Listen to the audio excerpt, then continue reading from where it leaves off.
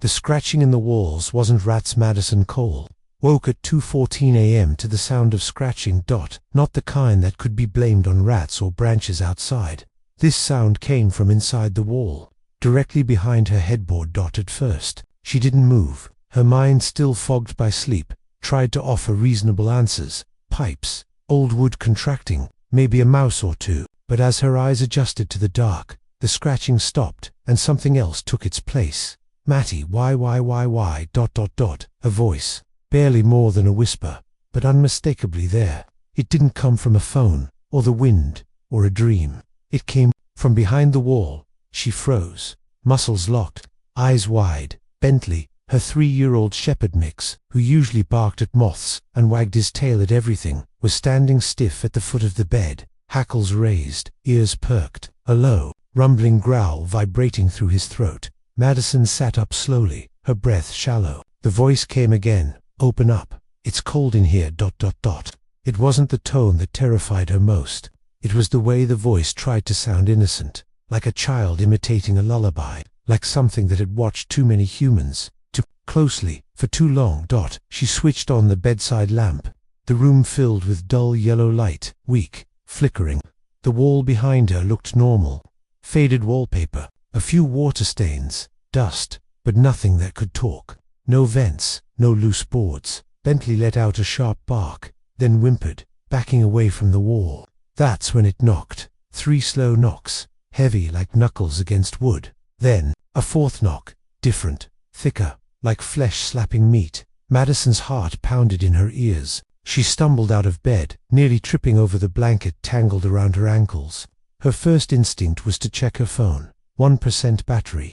No bars, no Wi-Fi either. She grabbed the flashlight from the nightstand drawer and whispered Bentley's name. He didn't move, didn't blink, just stared at the wall with wide, terrified eyes. Another scratch, faster now, like nails scraping frantically from the inside. Double quotes, Madison, ...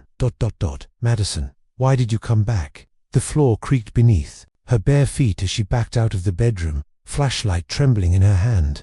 Every shadow seemed to move. The hallway, which had felt quaint and creaky when she first moved in, now looked like a gaping tunnel. This house, her grandmother's house, had been in her family for decades. Madison had inherited it 6 weeks ago after Gran died in her sleep. She hadn't visited in years, not since she was a child. Something about the house had always felt ... wrong. But the will left it in her name. And after her breakup and job loss, she didn't have much of a choice. It was supposed to be temporary, just a few months, fix it up, maybe sell it. She hadn't even unpacked all the boxes yet. But tonight, the house felt like it had been waiting. She crept down the stairs, Bentley finally following, low to the ground, ears pinned back. The moment she hit the living room, the temperature dropped, not slightly, freezing breath visible cold. She blinked at the thermostat, 41 degrees Fahrenheit, inside the house. Then crash, a picture frame shattered above the fireplace. She jumped back, heart pounding. Bentley barked and ran in a circle, confused and frightened. The frame had held a photo she didn't remember seeing before. It was old, sepia-toned, her grandmother as a child, standing outside the very same house, holding a small wooden box in her hands, the kind used for keepsakes or rituals. Her eyes in the photo were ... wrong, too focused, like she was aware of something no one else could see.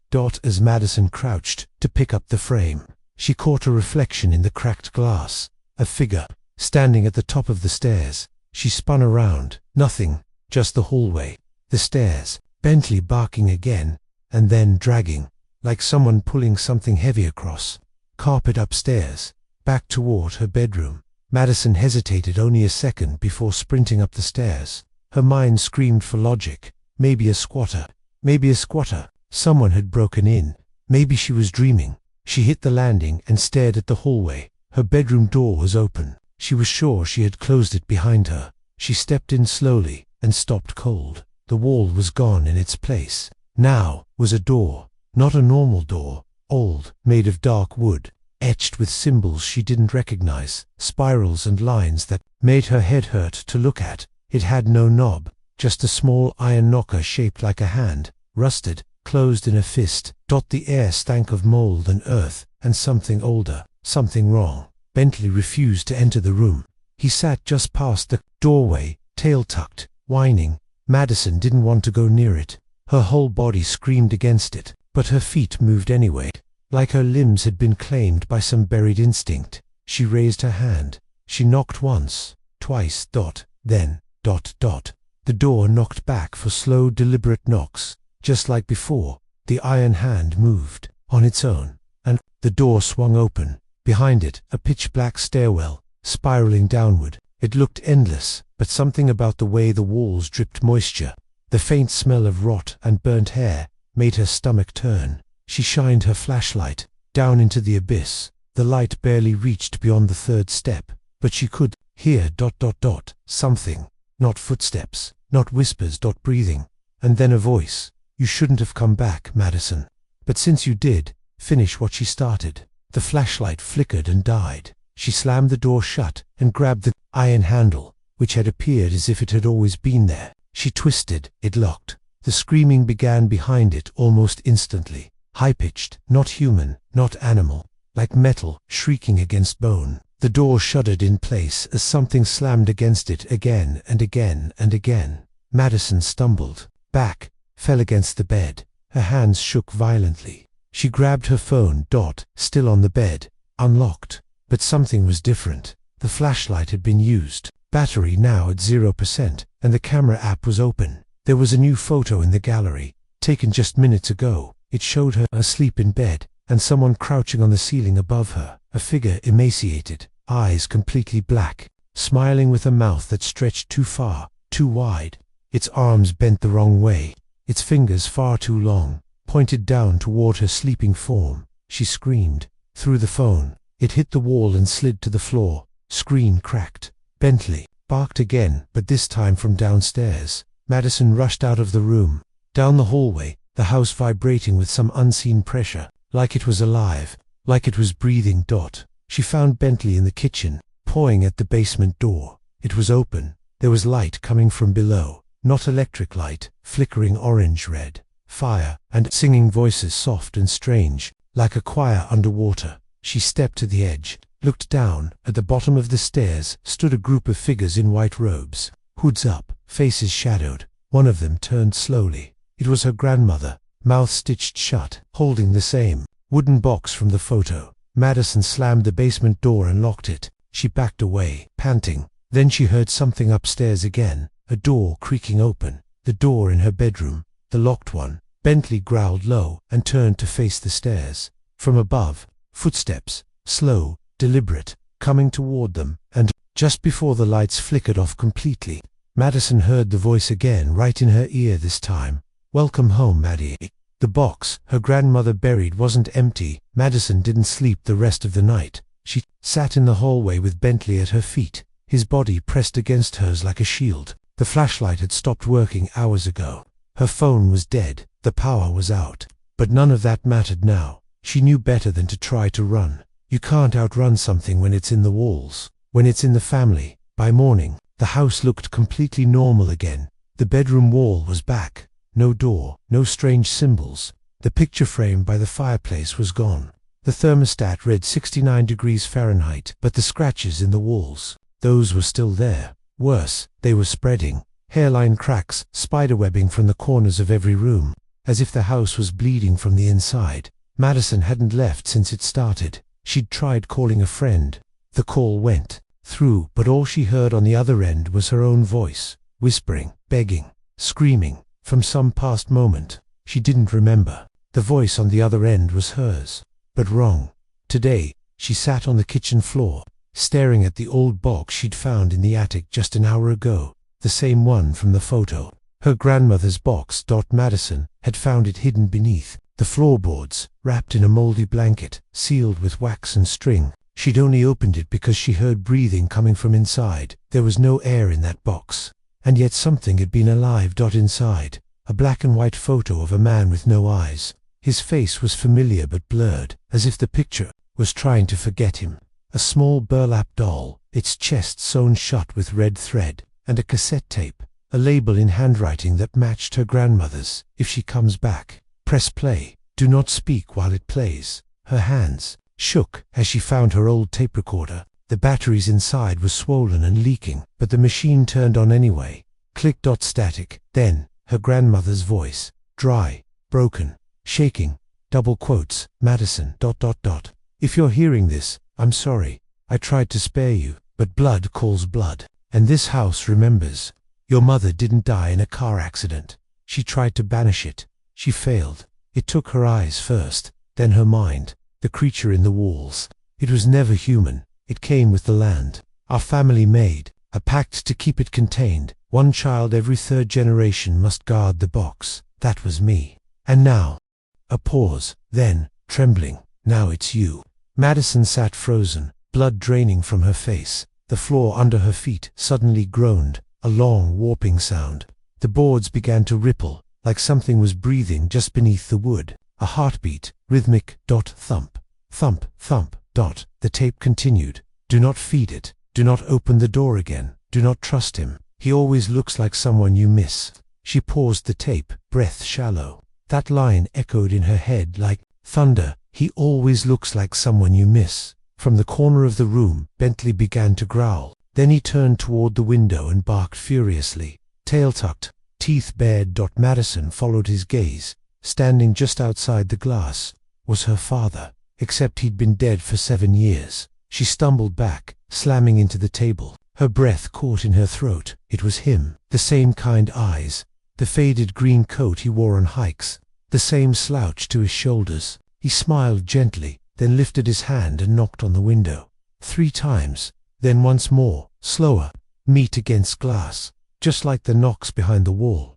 She whispered aloud before she could stop herself. Dad. The man's head twitched, slightly like something inside him smiled wider than his skin allowed. His lips curled too far. His teeth weren't right. Too sharp. Too many. Bentley lunged at the window, barking like mad. The figure didn't flinch. Madison grabbed the cassette player, fumbling to rewind it, but it began playing on its own. Her grandmother's voice, now panicked. If you speak to it, it can hear you again. It will use your voice, your grief, your blood, and if it takes your name, it will wear your skin. Suddenly, the window shattered inward, not from force, from pressure, as if the thing outside had sucked the air out of the room before stepping in. But there was nothing there now, just cold wind. And footprints, wet, muddy footprints, leading from the broken window, across the kitchen tile, and into the hall. Bentley growled low, shaking, and backed into a corner. Madison stared at the tracks. They stopped in front of the basement door, which was now open. Light flickered from below.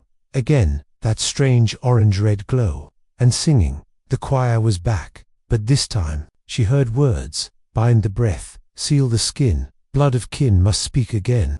Open the door. Invite the sin. Let the one without face come in. Madison backed up slowly, grabbing the wooden box again. She remembered what her grandmother said. Finish what she started. But what did that mean? Bury it again. Burn it. Seal it. The burlap doll inside the box twitched. Its red-stitched chest pulsed once, then went still. Madison screamed and dropped the box. That's when the mirror above the fireplace cracked. She turned toward it, just in time to see herself blink.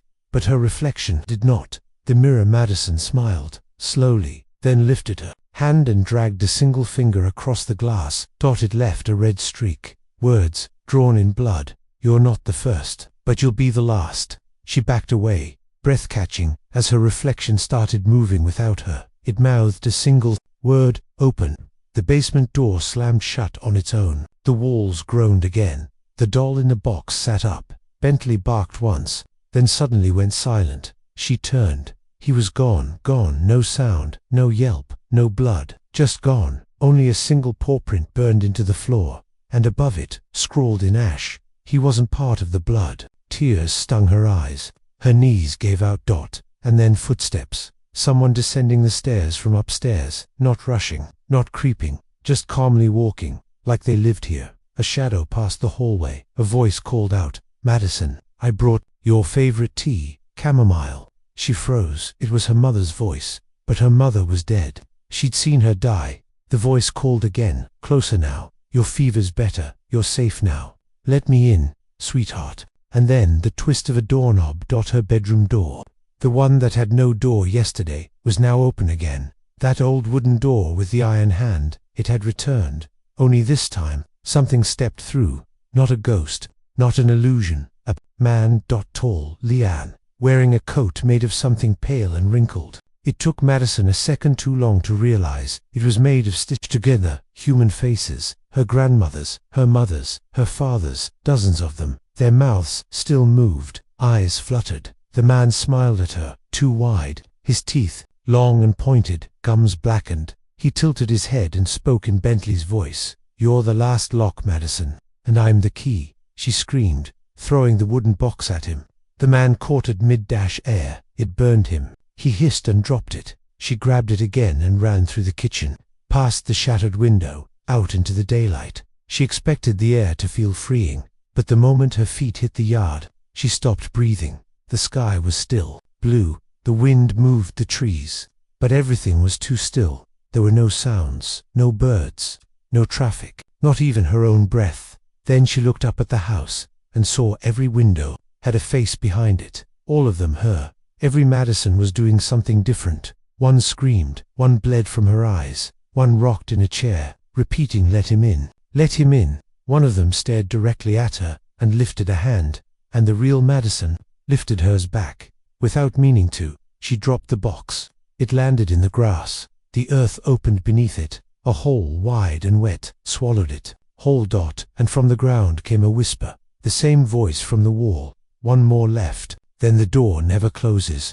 Every woman in her family had one secret. Madison was about to become hers. The earth closed over the box like it had never been disturbed. Madison staggered back, the wet grass sucking at her bare feet, the skin on her arms burning from something invisible, like the very air was laced with static. Every breath she took hurt, too heavy, too thick, like the sky wasn't sky anymore, like the world was waiting. She turned back to the house. The faces in the windows were gone. The door had closed, and for one horrifying second, Madison thought it was over, until she looked down. Her shadow was gone. She blinked, shifted in place, turned in circles. No shadow, but there was something else now, just beside her. A second pair of footprints, wet bare, facing her right beside. Hers. They hadn't been there a second ago. She spun around. No one, but the whisper returned. From inside her own ears, "The lock is weakening. You were supposed to run. You stayed too long." She ran back into the house, into the only room that still felt real, her grandmother's bedroom. She slammed the door, locked it, dragged the dresser in front. She didn't realize she was crying until her body shook too hard to stand. Bentley was gone. Her family was gone. Even her reflection was gone. The mirror above the dresser now showed only a gray fog, but the whispers kept coming. From inside the walls now, dozens of voices, some familiar, some ancient. One stood out. Her mother's. "You never read my journal. It was always there, beneath your crib." Madison froze. She hadn't thought of that old wooden crib in years. It had been moved to the attic when she turned 5. She hadn't touched it since. She sprinted up the stairs. Each step groaned like a scream. The attic door was half open, the air behind it icy cold, but the crib was still there. In the corner, dust-covered but intact.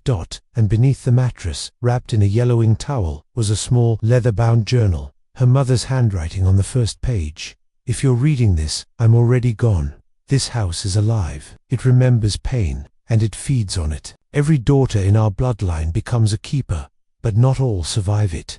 There's a reason we never told you about the others, because it always chooses one. The one who stays too long. The one it watches. It chose me. I tried to break it. It cost me your father." Madison turned the page, hands trembling. Sketches of the creature filled the margins, never the same shape twice, sometimes faceless, sometimes wearing her grandmother's skin, sometimes just a door with hands growing from the frame. One page was titled, "The 3 Rules of the Bloodlock." Never speak your full name aloud inside the house. Never enter the door when it's open, unless you plan to close it forever. If the box is unearthed, the chain must be broken in blood. Madison dropped the journal. The box. It had been unearthed. Buried again. Yes, but only after it opened. The chain was broken, and the creature was already here. The floor beneath her groaned. Dust fell from the ceiling. The smell of salt and vinegar filled the attic. And behind her, the soft sound of someone breathing. Close.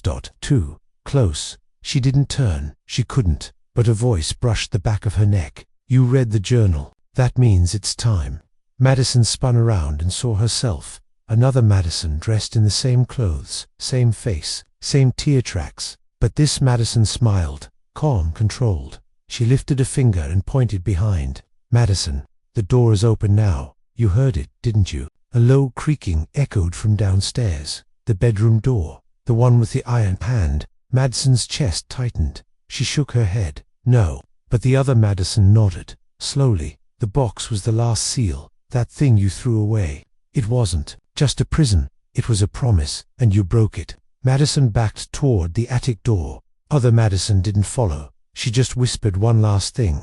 Your grandmother begged for death before it was her turn. Let's see if you'll do better. Back in the hallway, every picture on the walls had changed. Where there were once family photos, now there were portraits of her. In each one. She was doing something unnatural, standing behind herself, cutting open her own eyes, holding Bentley's leash, but his body was limp. In one, she was crawling out of a mirror. In all of them, she was smiling. The light bulbs burst one by one above her. Pop, pop, pop. By the time she reached the first floor again, the entire house was flickering with that orange-red glow. She turned toward the basement. The door was open. The stairs visible. That glow pulsing below like a heartbeat. She should run. She should have run days ago. But she was past that now. This wasn't about escape anymore. It was about ending it. For her mother. For her grandmother. For Bentley. She grabbed a fire poker from the fireplace, wrapped her hand in cloth, and began to descend the basement stairs. 1 step. 2, 5. By step 10, the world behind her was gone. No sound. No smell. No Madison. Just the breathing. Deeper than thunder. It filled the walls, vibrating her teeth. She gripped the fire poker until her knuckles went white. At the bottom of the stairs, a door. Not wood. Not metal. Flesh. Pale. Veined. Pulsing. With heat. It had a handle shaped like a screaming mouth. Behind it, chanting. The same nursery rhyme. Bind the breath. Seal the skin. Blood of kin must speak again. Madison took one step forward, and the door began to bleed. Dark. Black red sludge oozing from the cracks. Bubbling like it was alive. Then, a hand. A human hand pushed out from the center of the flesh door, not reaching toward her, reaching up, holding something, a note, folded once, soaked in blood. She didn't want to touch it, but she did. Inside, you don't kill it with fire. You don't trap it with salt. You end it with choice. Every keeper gets one. Open the door and join it, or bleed, and seal it from within. Another whisper curled through her mind, this time from her own voice. I already chose. Her hand began to bleed from the palm. A slow, deliberate line, like an invisible knife, carving her open. The fire poker clanged to the ground. She looked down. The floor was a mirror now, and inside it, hundreds of Madisons, screaming, dying, burning, smiling, all of them staring back. One pressed her hand to the glass and mouthed, "Don't join us." Madison looked at her bleeding hand, then back at the door. She took a breath, then stepped forward, and pressed her palm to the pulsing skin. The chanting stopped. The door began to absorb her blood. It hissed, twitched. Then, a sound like a deep, rattling sigh echoed from the other side, and the door, slowly, began to close. It took her strength with it. Every second felt like hours. The air turned cold. Her breath fogged the room. Then, silence. The door, sealed, and the basement turned dark. She woke up on the floor of her grandmother's bedroom. Sunlight streamed in. Birds. CHIRPED. Her phone buzzed on the nightstand. 10:42 a.m. Everything was normal. To normal. She blinked. Bentley's leash was on the floor. Empty. The picture frames were back to family photos. No red lights. No cracked walls. She sat up. On the mirror above the dresser, written in fog, choice was made. Door is closed. You are the lock now. Madison stared for a long moment, then walked to the window. Outside, the world was alive again. Cars passed. Wind blew. Birds sang. But deep in the corner of the yard, where she'd dropped the box, the grass was still black. A single red string rose from the dirt. Pulsing, waiting. She closed the door, but now it lives in her. The red string was still there the next morning. Madison stared at it from the kitchen window, thin, vibrating, a thread rising out of the blackened soil like it was tethered to something buried far deeper than just the earth. Bentley was still missing. She tried calling his name. Again and again, no bark, no rustle in the trees. Just that thread, slowly tightening in the wind, as if drawing itself up through her bones. The mirror over the dresser, no longer fogged with whispers. But it did something worse. Now it reflected wrong, in the corners of her eye. Madison noticed the smallest delays, a blink out of sync, a smile that held on too long. Once she saw herself standing still while she walked away. She stopped looking at it, but every reflection in the house began to behave the same. The doorknobs, the windows, even her phone screen, each one was showing her what was coming, not what was, and the message was always the same: the door is sealed. But something got out.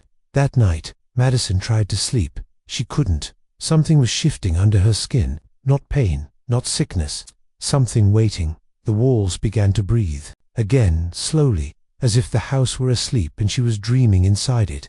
The air buzzed. The red string outside began to bleed. She awoke to find her sheets soaked, not with sweat, with salt water. And a single fishbone in her mouth. She screamed, gagged, dropped it to the floor, and stomped it to dust. But when she looked up, her reflection had not moved. The other Madison stood in the mirror, calm, eyes entirely black. She leaned close and whispered, "This is what you chose, to be the lock. But locks rot, locks rust, and eventually, they break." Madison backed away. Her feet slipped on something soft. Fur, hundreds of strands of grey fur. Bentley. She turned and saw him, or what was left of him, in the hallway, still, lifeless, but standing, eyes missing, legs trembling, as if something was holding him. Mirror in message stream. She thought she closed the door, but some doors close you. Bentley stood in the hallway like a puppet. His legs trembled, eyes gone, fur wet and clumped like he'd been dragged from a river. But he wasn't alive. He wasn't even dead. He was inhabited. Madison's knees buckled. She collapsed backward into the wall, knocking over a photo frame. The sound didn't wake Bentley. He didn't move. He just opened his mouth, wider than any dog's mouth could go, and let out a voice, not a bark, not a growl, a voice. "Madison, Locke, Reeve, your name was spoken. Your binding is broken." Her blood turned to ice. The name, her full name. Rule number 1 in her mother's journal: never speak your full name aloud inside the house. But she hadn't, not once. So who? The answer came in the reflection behind Bentley. Her grandmother. Smiling. Mouth open, repeating the name over and over, lips moving silently in the mirror. Madison Locke Reeve. Madison Locke Reeve. And the more she spoke, the louder the house became. Whispers under the floorboards, doors creaking, the air thickening like it was trying to hold her in place. Madison screamed, but it came out as a whimper. She scrambled up the stairs, past the twisted body of Bentley, through the hallway that now shifted as she ran. Each step stretched longer than the last. Each painting on the wall warped, the faces melting, replaced by her own reflection. And then she found it. The one door she hadn't opened, the attic door. But it wasn't wood anymore. It was glass. And inside it, another her, waiting. Other Madison tilted her head. "You were supposed to become the lock, not the key. You bled, but you didn't seal, and now it's found a way back in." Madison slammed her fists against the door. "Tell me what I'm supposed to do." The reflection leaned closer. "It's not about what you do. It's about who you choose to become. Do you become the vessel, or the warden?" The attic stairs pulled away under her feet. She dropped into darkness. Fell through wood, air, dirt, memories, until she landed in the basement again. But it wasn't the basement anymore. It was the inside of the door, the place she'd locked from the other side. A red-lit cavern of thousands of mirrors, each one holding a face, each one whispering. Some screamed, some wept, some smiled. And in the middle of it all, a cradle, a wooden cradle. Inside it, a child. Her. But not her now. Her newborn self. And around it, dozens of pale naked figures, whispering in languages she'd never heard, their eyes sewn shut. Her mother stood among them, and her grandmother, both of them younger, whole but not themselves. Not anymore. Each had a hand on the cradle, and when Madison stepped closer, they spoke as one. The first lock was made in sacrifice, the second in silence, the third must choose. Are you the prison or the prisoner? Madison looked down into the cradle. The infant stared back, eyes full of light. Innocent, terrified. Madison reached in and touched the baby's cheek. The world exploded. She woke up on the floor of the house. Everything was ash. The walls were caved in, the roof gone, the sky above gray and unmoving. Bentley was curled beside her. No eyes, no movement, but peaceful now. A final breath escaped his still chest, and she remembered she chose. She didn't become the key or the lock. She became something else. The keeper, not one who seals the door, one who holds it, a bridge between the house and the world. The cost, she could never leave.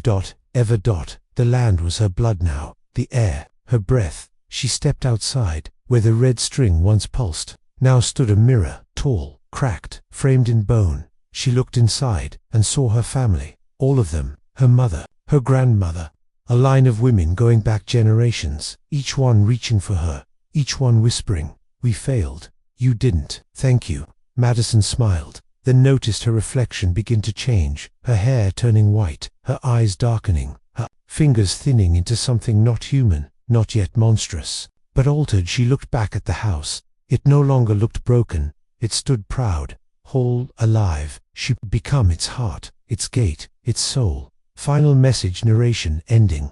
Madison never left the property. No one saw her again. But sometimes, at the edge of town, hikers swear they see a figure standing in the woods, a woman with white hair and black eyes, standing still, always watching. And if you get too close to her old house, you might hear a dog bark, or a voice call your name, the full name.